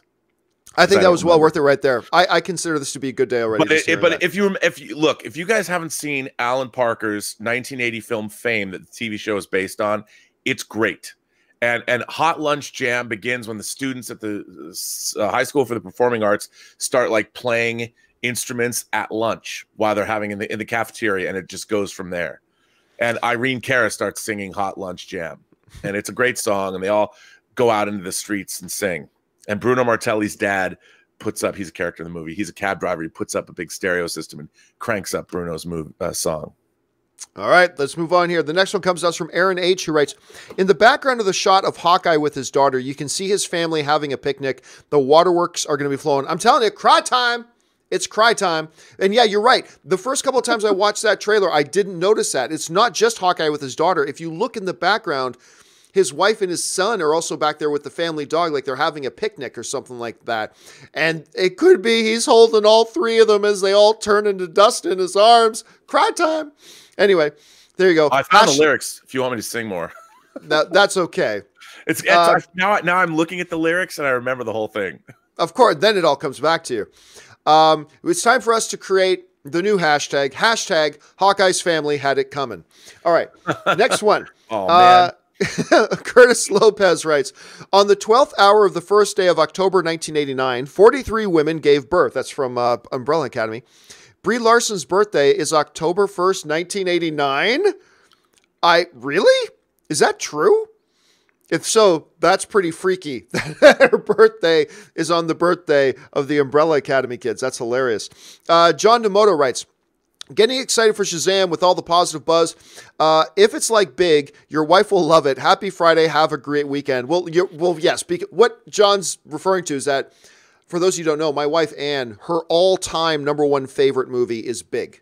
Big is her, by far, all-time number one favorite movie. Nothing comes close. Do you think that's why she works at Hasbro? Because that movie is actually about a toy company? I absolutely guarantee you that has something. Yes, that was something to do with it. Because when we were discussing whether she should take the job at Hasbro, Big was something that came up many times. And like if there was two things on TV right now, a Star Wars movie and Big were on, and we were both racing for the remote control, she would beat me over the head with a baseball bat to get Big on the TV. Like, make no mistake about it. But I think there's going to be a lot of things to love about Shazam, the bigness of it or not. I think there's going to be a lot to love about Shazam. All right. Chen Drasekara writes, hey guys, I pre-booked Avengers Endgame IMAX tickets on opening day in India. Runtime not yet known, but expecting to be a 3-hour emotional fun ride. Rob, first of all, you're lucky because we can't get tickets, even advanced tickets here yet. Let's go to India. Yeah, I mean, maybe we need to get out there and get our tickets. IMAX tickets. There have been a couple of conflicting reports, and Rob, you and I talked about this the other day. There is some Reddit graphic that could or could not be legit saying runtime 180 minutes. And then there have been, for people in other countries as well who booked their advanced tickets already, because apparently in other places you can book the tickets already, it said runtime 140 minutes, which is a far cry from 180 minutes. And you and I seem to believe the truth is going to probably be a little bit somewhere in between. Probably closer to the 3-hour mark, I'm guessing. Yeah. So, I mean, that's where we're at. But man, that's cool that India is I've never been there, but they have the world's largest film industry. They make more movies in India a year than anywhere else. And I've always wondered what the film going population is like there. What's it like to go see a movie in India? It's nice to know you can pre-book IMAX tickets. I remember when I was, true story, when I was at AMC and I was working with AMC, I would fly out to Kansas a couple times a year. That's where the AMC headquarters is. They have a beautiful campus there. So they flew me out, and I sat down with a bunch of the bigwigs who were like, and they wanted to tap more into the Bollywood audience with AMC. Sure. They were trying to think of ways of new film programs to play more Bollywood films at some of the AMC locations and stuff like that. And they sat down with me and like, what would you think, John, about creating a show that specifically just talked about the movies coming out of India and about the Bollywood films and all that kind of stuff? And my thing at the time was, first of all, that sounds great. I love the idea. Yeah. But I don't know anything about that industry. So what I would be happy to do, that I told AMC at the time, is like, you give me the budget here. And I broke out a budget. I said, here's the thing. This is what we need. You let me go out and you let me hire 2 people who know everything about the Bollywood industry. You give me a production team that I can put together to make this thing. And I love this idea, but I can't do it because I don't know anything. And I'm not going to insult our audience by pretending I know something about when I don't. But if we can get the people and we can hire the people, I'm on it. We'll make this show. That was the last conversation we had. As soon as I said I need money, then the conversation kind of ended. But it was like, that's how big it is. That even like AMC was like, we need to service this demographic more, and we need to reach out to this demographic more. So believe me, the major theater chains are still talking about that. They're still trying to figure out better ways to reach out and to tap into that demographic. And I think you're going to see some interesting programs coming from the major theater chains over the next couple of years. So let's keep our eyes on that. All right, next one up comes to us from Nathan Oswald, who writes, wait a second. Oh, yeah. Nathan Oswald writes, I finally got around to seeing Man from U.N.C.L.E. Love that movie. And I loved it. A lot funnier than I thought it would be. Now I really want Cavill to be Bond. I am telling you what, Robert, I love this film. I keep telling this people. I do too. This was one of the most underrated movies in the last couple of years. Really I thought good. Cavill and the guy who would have been Batman, Armie Hammer, were fantastic together. And yeah, it'll just like, didn't you get a James Bond feel from Cavill watching that? Cavill, he would crush James Bond. He would crush it. I love his voice. I loved his, it was great. All right, let's move on here. Next up is Curtis Lopez, who writes, why do so many people want Thor and Carol together after one small scene in a trailer? Thor was giving her an intimidation look, not a flirty look. Oh, well, no, it turned into flirty. I like her. And a big smile on his face, right? I think he was just sizing her up. Look, because people love drama. People love romance. People want to know who's going to bang who. I get it. I mean, look, I've said, Rob, I don't want them wasting precious screen time on a romance. You want to have them flirting a little bit while they're doing their stuff? That's fine if you want to go that way. And I get it. These are probably two characters that maybe for the first time in their existence are truly standing with their equal, you know? Right. Because you're talking about Captain Marvel and the God of Thunder, who are arguably maybe the two most powerful characters in the MCU. You got them, now they're actually truly standing beside their equals. And I drew the comparison the other day to why I always understood why in like New 52 and everything, they started doing, instead of Superman with Lois Lane, they started doing Superman and Wonder Woman. And while that bothered a lot of people, I was like, but I get it. From a psychological point of view, for Wonder Woman, you've got the only man who is truly her equal. And with Superman, he's got the only woman he's ever met who is on that level with him, who's truly his equal. I get it. I would get it. I just don't want them to use the screen time. Do you think they're going to go there? I don't know if they're going to go there, but I just think the universe would be in peril every time they spent the night together. I mean, God knows what would happen when that energy is expended. Talk about the Big Bang, man. The Big Bang. There you go. That's how the universe was actually created. We find out it was because Captain Marvel and Thor finally hooked up. And imagine their kid. Anyway. Wow. All right. Let's move on here. Next one comes to us from Willow Yang, who writes, you've got to remember that these are just simple farmers. These people are of the land, the common... Oh, wait, I know what this is. These are people of the land, the common clay of the New West. You know, morons. Blazing Saddles. Cleavon Little and Gene Wilder. This is truly one of the greatest comedies of all time. That will offend half the audience now. Oh, absolutely. Well, that was always his goal, right? Mel Brooks' goal is always to offend half the people watching his film. But I'm telling you what, that movie is so straight up hilarious. And the chemistry, I think, between Cleavon Little and Gene Wilder was amazing. And still, now, I often talk about that I think the funniest moment I've ever seen in a movie is, because it just hit me the right way, is Spaceballs, another Mel Brooks movie, when Darth Helmet says, now, Lone Star, you will see that evil will always triumph because good is dumb. And I've never laughed harder at a moment in a movie ever in my life than when he says that. I just lose my mind. Rick Moranis forever. Anyway, right up there, though, with that line, real close. that I remember spitting soda up out of my mouth and a little coming out of my nasal cavities when I saw it, was when Gene Wilder and Cleavon Little are trying to get the drop on a couple of Ku Klux Klansmen. And they want to lure them behind a big boulder. And Cleavon Little, I know you know the scene I'm talking about, Rob. He sticks his head out as a black guy in the West, facing a couple of Klansmen going, "Hey, where are the white women at?" And then he ducks me. I remember watching this, like I was way behind on it, but like as a teenager, the first time I watched it, I was a teenager in my early 20s, and I was taking a drink of Coke, and he comes out and he says that, and I'm everywhere. Yeah. And I struggled for about 5 minutes after that to breathe. And I had to get my buddy to hit pause on the VHS player as I'm like struggling to breathe because I was laughing so hard. That movie is freaking hilarious. What's your favorite moment of that? It would scare me. Oh, there's so many, but whenever I think about that movie, I'm wondering, can you imagine showing that movie on a college campus today? People would people would get so angry. I'm sure you'd have protests. You can't show this movie anymore. I mean, it is so, let's say, it's not politically correct at all. I don't know. I think people would get it. I think people would get it. Oh man, I would hope so. But I don't know if people are capable of getting it anymore. Oh man. But it's that movie, that scene you described is also one of the great. Oh, Cleavon Little is so good. While I whip this out. It's so good. It's so good.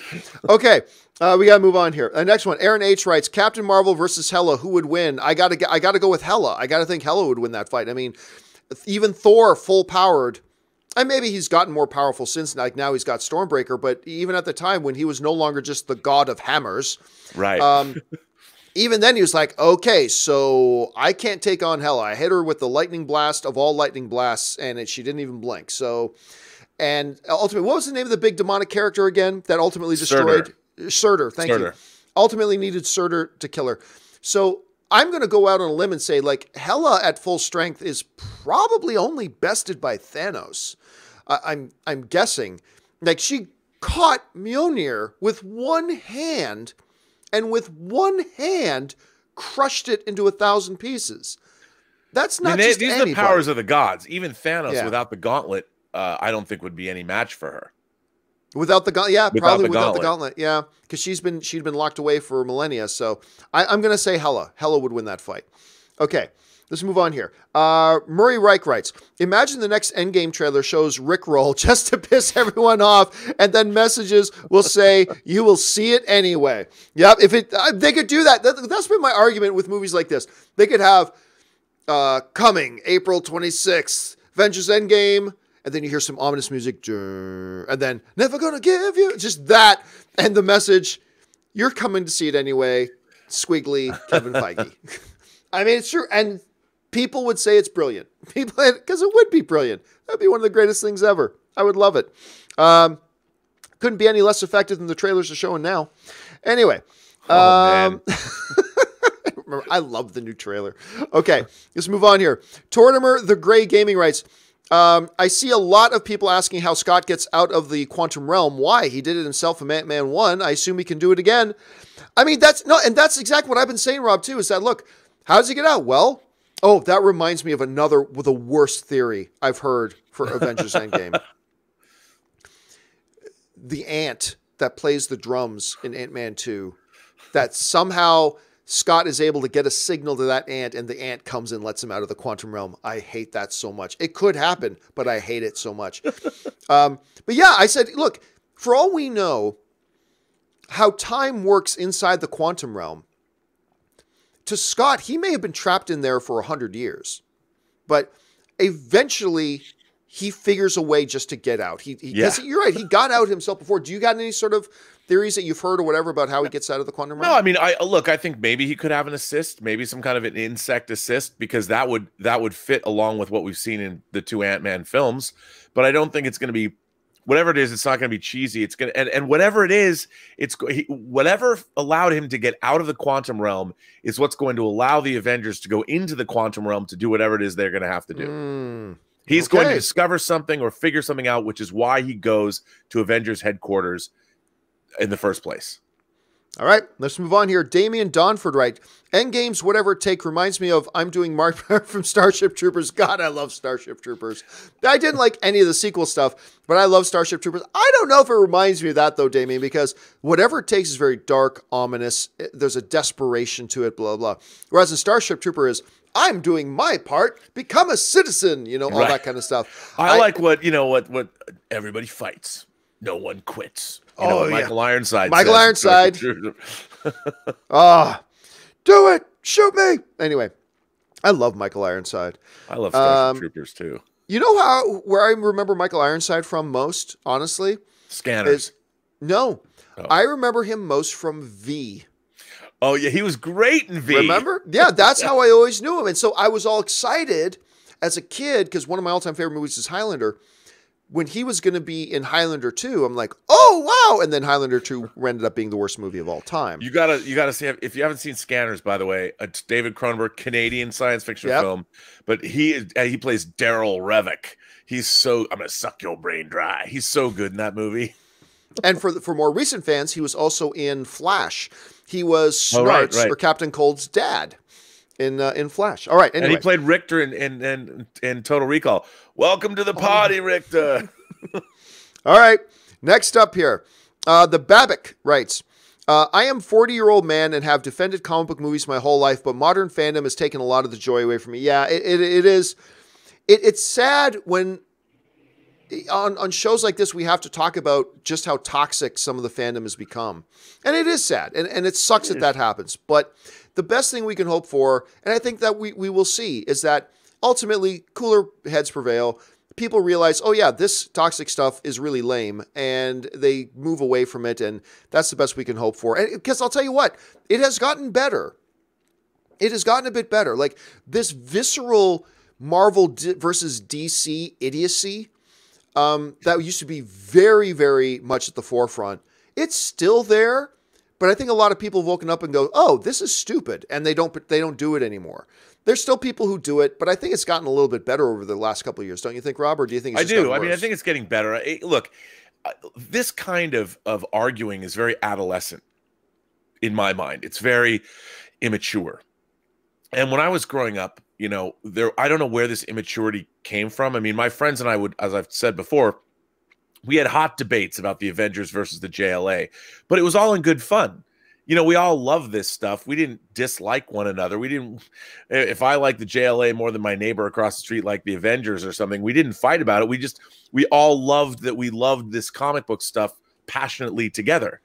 And this us versus them mentality is such a weird new thing that I think was born of the internet. And I don't understand it. We have more cool stuff now surrounding us than ever before.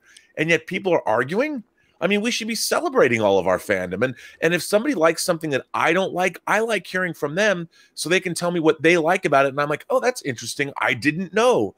And it's more fun to share. That's why go to a convention? You want to find like-minded people and share all of this stuff. I don't want people that just reflect my own opinion back at me. Like, I didn't know anything about Doctor Who till my friend Eric Wallace, who's just promoted to showrunner of The Flash, he schooled me in the 90s all about Doctor Who. We'd go to his house and we had this thing called Boogity School, where we'd each show things that we thought were boogity, and we'd try and like, here's what I like, and you might not have seen this. And so we called it Boogity School, and we had Doctor Who Boogity School, where he would school me on Doctor Who. And it was great. It was awesome. I didn't love Doctor Who, but I got to learn all about it. And that's the way it should be. Yeah, unfortunately it didn't get birthed at the internet, because when you read like a book like Slugfest, a 50-year battle between Marvel and DC, I mean, the back in the day, when in the formative years of Marvel and all that kind of stuff, the Marvel versus DC stuff was very real, and actually the publications kind of fed into that themselves a bit at the time. All right, Michael Morgan writes, do actors get residual money from streaming? That's been one of the big debates over the past decade between, but I think, yes, now it's built into a lot of the talent's contract. If you're a big enough person that yeah, you do get some residuals from streaming. Like, and I think there's still probably a hot, touchy point about how much they get from residuals from streaming, but it's now a common thing. I mean, that was a topic of a big battle a few years ago, Robert. Yeah, a lot of stuff. So, but, I mean, it's kind of normal now, right?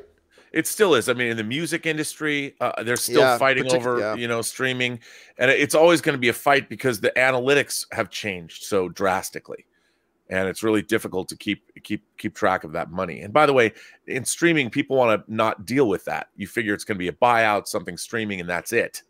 And it's an ongoing fight. All right, let's move on here.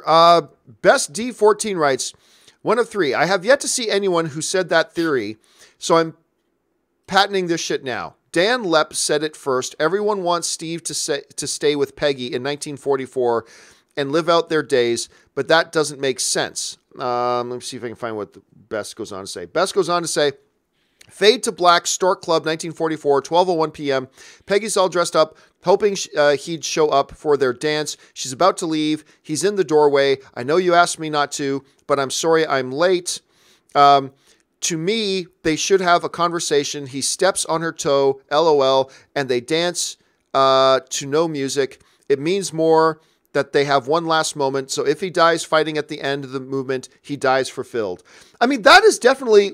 That's a good idea, though. It's a theory because that theory, what it does is it gives the audience... You keep talking a lot, Robert, about that satisfaction that we want to feel as the audience, right? Something like that... Here's why this is intriguing. Something like that gives us that moment of satisfaction. We get to see him have that dance. Yeah. And then he has to leave. And then he has to go back. So it doesn't hurt the timeline. It doesn't relegate him to the past. He gets the dance with her and gets to have that one moment that he's always wanted his whole life since the 40s. I got to tell you what, Robert, I like this theory. You know what? I like it very much. But, okay, there's one thing between us liking the theory and us thinking it may actually do it. There might actually practically happen. Do you see any chances that this is something they could do? I do, actually. I mean, when I was hearing that voiceover in the new trailer, I'm like, wait a minute, who is that talking? And then I'm like, oh. That's from Winter Soldier. Yeah, and at first I was like, aha. And I'm thinking, if they're going to do that, why not? I mean, she's been a recurring theme throughout the Captain America movies. Yeah. And, everyone loves her. Everyone wanted more Agent Carter, at least those people that were watching it. Not enough of them were. But I think that would really be satisfying. I mean, that would be another... I think part of the way they're marketing this movie is to set up the audience to understand that this isn't going to be the blowout slugfest that you might think it's going to be. And what's really interesting, if you deal with time travel, and if they deal with, like in All Good Things, the Star Trek finale, some of the TNG finale, some of the great moments were the ones between Picard and Q. It wasn't about some giant battle, although there was one in the. That's where you came from, a puddle of goo. Right, and once you start talking about fate and all of that, and get into it, and then you can make changes to the universe that are earned, and so when the Marvel Cinematic Universe becomes a little bit different at the end of this movie, people are like, they're going to be wholly emotionally satisfied, because that's what we want from a movie like this. Is the battle it could be huge, but we want the emotional satisfaction. And this could be the Shawshank Redemption of superhero films. Who knows? You have Rhett and Andy Dufresne show up on the beach together. Hope, here it is. Hope is a beautiful thing. And San Watanabe, and it's the camera pans up. I mean, come on, man. This could be, I'm getting chills just thinking about it. Yeah, dude, I love it because it does two things. It gives the theory that everybody wants, but it addresses the potential problems at the same time. It's a compromise. Best D, it's one of the best theories I've heard. I like that one very much. Thanks for sharing that, man. All right, next up, Anthony Cullen writes, I keep telling everyone to move on. Some do, not us. Great line. That's a great line. Great line. I love that line so much. It's such a good part of that trailer. It's such a Captain America thing to say. Such a Captain America thing to say. Mr. Glorious One writes, Hey, all. Wondering if we can send our thoughts and prayers to everyone who has been affected by the terrible Christchurch attacks.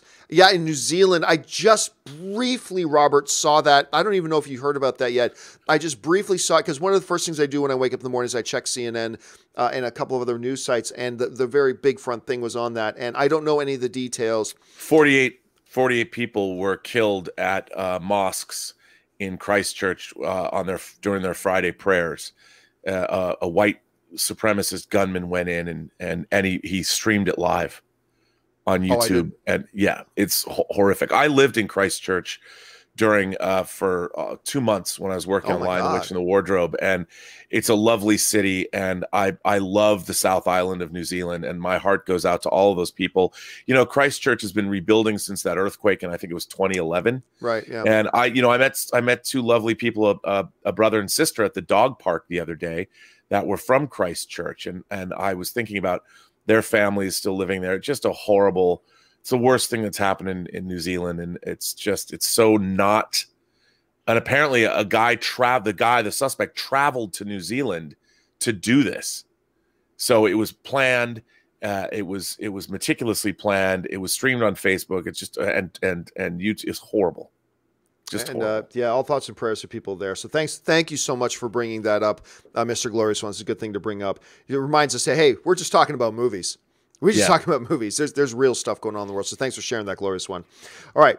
Tortimer the Grey writes, also, Okoye's loyalty is to Wakanda and the throne. Wouldn't even help the Queen and Black Panther due to this. Not expecting her to get involved with Avengers too much. Well, one of the things I postulated, Tortimer, is that if, like, her loyalty is to the king. And she would be hell-bent if she thought there was a way to get her king back. I think she would be hell-bent, hell or high water, to make that happen, because that's her in her DNA. And not only is she sworn loyalty to the throne, like, you could make the argument that T'Challa is also her best friend. And she watched him dust. Like, he dusted as he was reaching out his hand as her king and friend to help her up. And he said, no one more dies today, to help her up. And with his hand on her arm, he dusts and dies. I think hell-bent on getting him back. Don't you think? I do. And that's, I would like to see, it's interesting because Wakanda being the most technologically advanced country on earth, it'd be interesting to see the Dora Milaje in the wake of all of this become more of a player on the world stage in terms of preventing events like this happen. I mean, how Tony Stark always talked about how he wanted to put a suit of armor around the world. Maybe some kind of an alliance with the Dora Milaje could be something that could move forward in the MCU. I'd love to see that happen. Then they could make a Black Widow Dora Milaje movie, which I'm all in for. I don't think they would do that, because, like, it's kind of like the difference between the Secret Service and the CIA, right? There's two different branches. The Dora Milaje is 100% all about the throne and the king. I know. And then they have other, they'll have other branches, but I think we're going to see Wakanda get more involved on the world stage. All right, let's move on here. Next one up is Dim Sum 05, who writes, do you think Thanos regrets trading Gamora for the decimation? I think so. I think it's eating him up inside, and it's going to add sympathy to him while the Avengers kill him. You know what? It's funny because yesterday, Dim Sum, you're not alone. I had a number of people, Rob, write to me yesterday saying, hey, do you think that Thanos regrets what he did and maybe at some point he teams up with the Avengers to try to do everything? Hell no. Yeah. No way. For a couple of reasons. One, he is to his bones for centuries, maybe. He has been 100% committed and focused that this needs to happen. Yeah, this is a sacrifice he made, and he made the ultimate sacrifice. He's cool with it. He didn't even think about it. It's like, oh, I got to kill Gamora to do it? Well, I'm very sad about it, but he didn't have to go away for a weekend on the beach to really ponder it. It's like, oh, well, that's what's got to happen. Look at the smile on his face at the end of Endgame. That's exactly at the end of Infinity War. When he's sitting down at the end, he knows it cost him everything. It sucks that he had to sacrifice Gamora. He didn't want to lose Gamora. He didn't want to lose Maw. He didn't want to lose any of them. Like, even when Maw died, he goes, this day exacts a heavy toll, a heavy price. And then when the vision of Gamora says to him, what did it cost? And he's like, everything. But even with that, He's sitting down there, Robert, like you're pointing out, and smiles. There's such a sense of satisfaction to him that he did it. And it was all worth it to him, even sacrificing Gamora. So I don't believe for a second. Like, does he regret he had to kill Gamora? Maybe. Does he regret that he did it? Nope. No, in his mind, everybody dies. Yeah. You can't prevent, everyone's going to pay that price at some point, whether it's a couple of years earlier. Who cares? Yeah, he saved the universe in his mind. Yep. And if I had to kill Gamora to save the universe, then I'm the hero. I still love it that he's so the hero in his own head that he even says to Strange, and when I'm done, I rest, find a quiet world, sit down, and watch the sunset on a grateful universe. He's so convinced that he's the hero. I mean, anyway. Okay. Where are we at here? Ant Banks 1984 writes, it looks like Thor might be trying to intimidate Captain Marvel in the Endgame trailer. She might have powered up in front of him, eyes glowing, etc. And that's why he said, I like this one. I mean, it's possible because that sounds like when she's standing there with him and, he's just sizing her up and she does that little squint of her eye and a little grin on her face, that maybe in the movie she actually powers up or something like that. Would that impress Thor all that much? I don't know. But I think just the fact that she stares him right back, I think he likes that. I think that he's staring at her, sizing her up, and she doesn't even blink. She just stares right back at him and smirks. I think that's enough to get his attention. Do you think? Or do you think? Well, do I? I just know that I have a giant flurkin that just jumped on my desk here. Oh, my cat Skippy. And I was wondering if she's going to Cats. turn my and now I've got my dog here who doesn't like it when my cat jumps onto my desk. And I'm wondering. I'm having good an boy. Infinity War. Yeah, Infinity War is happening right here. Gilbert, sorry about that. So I've been a little distracted just now. They're here. Sorry. You've got a battle waging there on your. There is a battle. Right Here's Gilbert. Look, you can see him. You can see him squared off right now. Get her, Gilbert. Gilbert. Scared of a xenomorph. Look, she's face to face with a xenomorph. Doesn't care. Get her, Gilbert. Get her. Okay. Anyway, let's move on here. Sorry about Gabriel that. Reed writes, third time's the charm, John. LOL. I believe Frodo dies at the end of Return of the King. I'm sticking to that there. Okay. Thank you. Gabriel's been sending in messages about this, and just the way Gabriel's worded it, I've had no idea what he's talking about. Third time's okay. I like his theory, by the way. He sent it in, and I think it's a good theory. Why is that? Well, because, I mean, look, we see that he goes off with the elves to the Grey Havens. Right. And that could all be with everyone saying goodbye to him and everybody's crying. It's kind of this fever dream, and he's kind of earned his rest. So I can see that I like the idea that he's correct about this, although it negates the fact that if Frodo has died, I don't like the fact that we don't get to see his friends really say goodbye to him. And I like the fact that the elves take him off to the Grey Havens. He goes into the West. And I don't think into the West means the afterlife necessarly. All right. Now, the song, which, oh my God, is one of my favorite songs. Great. Oh my God, dude. Ever. Eurythmics singer, Annie Lennox. Annie When she Lennox starts belting it out when she takes her vocal cords, just crush. Beyond the sea, upon the horizon.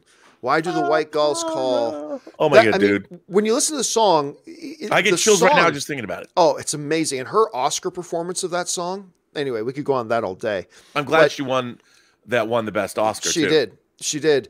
And the song itself, it is an afterlife metaphor. It's a metaphor of death. Sure. and beyond the sea, upon the horizon. Sleep now, and it's like a song of just speaking peace to somebody. And I get that. I understand that, but the fact that then you're saying Gandalf died, Elrond died. I think it was just the third age was coming to an end.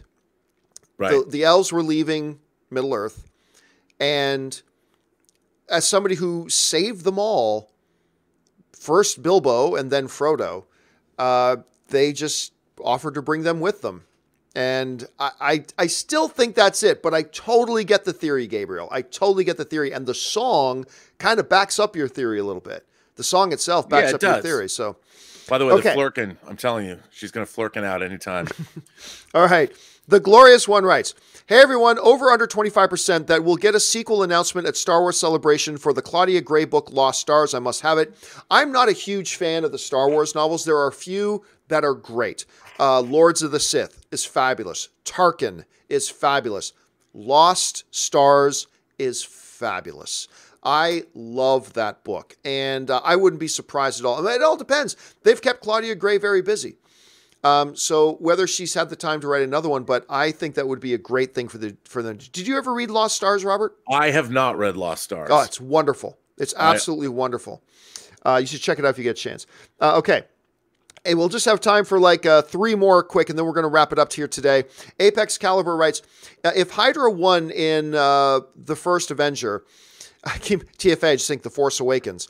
If Hydra won in the first Avenger and controlled the world, would they have done better against Chitauri/Thanos if other worlds are thriving from the snap? Oh, you're asking 2 separate questions. Well, anyway, no, I don't think they would have done any better because they needed heroes. The Earth needed, it wouldn't have just been a military showing up to try to fight the Chitauri. Chitauri would have crushed them. They needed the heroes. And Hydra wouldn't have had heroes, so I don't think so. If other worlds are thriving from the snap, are the Avengers selfish for trying to reverse it? That's a good question. Mm-hmm. Well, I don't think their concern is other worlds. Their concern is Earth. Their concern is Earth. And even then, even if you looked at the other worlds, if you asked them, oh, would you all like to get your loved ones back? I think they would have said yes. I don't think any of them, like even Gamora, Thanos is telling her, hey, the stuff on your home world is a really good situation now. Yeah, but you killed half of us. Right. To do it. Gamora wasn't wanting things. If Gamora could have her home back and all the people who were like the genocide that Thanos created. So I don't think so. Besides, the Avengers' first concern is Earth. Even Thor, who was an alien, he said he is Earth's protector. Thor has deemed himself Earth's protector. So, yeah, I don't think that would be selfish. It's a really intriguing question, though. What do you think about it, Rob? Well, I love the idea, but yeah, I mean, I think ultimately, whether populations are overpopulating their planet or not, they're still sentient beings. They're still people. And if you believe in such things, they still have a soul. And Thanos destroyed half the souls in the universe. And whatever you believe, I don't think that if let's just assume we have souls, the creator of all things probably isn't too pleased that Thanos has done this. And whichever god that it is on whichever world. Whatever god on whichever world. And if there is an underworld or an afterlife, I don't think that the god of hell would appreciate it if suddenly he found a number of souls. I mean, both heaven and hell would have a real problem with suddenly being filled with... I can't even imagine. I mean, the universe is a really big place. So I don't think anybody was really happy with Thanos's snap. No matter who they are. Except Thanos. Thanos. Who was very pleased with himself. It needs to get reversed. The final question today comes to us from Straight Outta Asgard, who writes, why didn't Fury call Captain Marvel before? Maybe he did, and they just stopped the pager when the issue was solved. The events in the first Avengers didn't last a day. Okay, so I've been asked this before, Rob. Here's my theory. It's like, if Fury's been in possession, of course, they probably weren't even thinking Captain Marvel when they made the first Avengers, right? So this is all, they're just trying to fit it in. But, so the question then comes up, well then, how do you explain if Fury had this pager to call upon a great protector for the world, not using the damn pager when an alien invasion starts showing up on Earth? To me, there's a simple answer. He had been carrying that thing around for 20 years. He probably didn't keep it in his pocket at all times. I'm thinking when all this went down, he was up on the helicarrier and, his beeper, the beeper he had that he'd been carrying around for 20 years and never needed it, is sitting at home in his drawer. And I think the events of the first Avengers movie changed that. I think with the events of the first Avengers movie, then he decided, you know what? I need to keep this on me. Just in case, I need to keep this on me now. Then he kept it on it. Then as the world started to dust, he sent out the signal. But that's my theory. Do you have any sort of theory about that, why he didn't use it? Well, yeah, I mean, I think, look, even the Battle of New York was New York. The world wasn't threatened. But it wasn't alien invasion. But they're still, they didn't, it's like it happened so fast. Yes. It opened up, it's not like it lasted for months on end. You know, this was an event that took place in basically, it didn't take place over days or weeks or months. It was an event like it was a terrorist attack essentially. And it took hours, if that. We saw it happen almost in real time. And the Avengers repelled the attack and stopped the problem. But again, I don't think Nick Fury would, even when Ultron was running amok, if an alien armada showed up at Earth, then I think Nick Fury would have. There was never a global threat yet that we've seen. And he had the Avengers now. Right, exactly. And with at the end of Infinity War, Stark's gone. So Stark's been taken. The Avengers have been disbanded. Everybody's out to the wind. There are no Avengers now. Now when there's a global collapse, well, I can't just assume the Avengers are going to take care of it. Button. And then I mean, there was really no reason for it to call. Or for a reason for him to call. And then, I mean, the decimation was happening on a global level, and that was in the wake of the Avengers. There was an alien attack on Earth. The Avengers half of them were gone, or not, maybe not half, but a lot of them were missing. Stark was missing, like you said. And what was going on was global. They had never had anything like that since New York, and New York hadn't happened again. And since then, Thor is also an extraterrestrial, and they had other creatures. I mean, I don't think in the wake of Thor and Hulk, Fury was thinking that, well, I don't know if Captain Marvel could really help us enough. We've got our own team now. Yeah. Like you said. All right, guys, that will do it for today's installment of the John Campea Show. Thanks so much for joining us. Listen, there are still a bunch of questions that we haven't answered here yet from Apex, Koa, Bennett, Orange Hand, Anurag, all the way down. A whole bunch of questions will come in, but don't you worry. I'm going to make a companion video this afternoon, and I'm going to answer all the rest of the questions in a new video this afternoon. So don't worry. Those questions you sent in are going to get answered today. All right. I want to thank, of course, Mr. Robert Meyer Burnett for being here. Robert, where can people find you online? Well, as always, you can find me on Twitter at BurnettRM. Find me on Instagram at RMBurnett. Find me on my own YouTube page, The Burnett Work, or find me on my website, theburnettwork.net. And you guys can, of course, follow me on Instagram simply at John Campea. Make sure you go and visit the website, www.thejohncampeashow.com. And again, that's where you guys go to submit your topics and questions to maybe have them be main topics on the John Campea Show. Just go to thejohncampeashow.com/contact, fill out that form, and maybe you'll see your question here on the show. All right, guys, that'll do it for us for today. My name's John Campea. Thanks so much for being here. And until next time, bye-bye.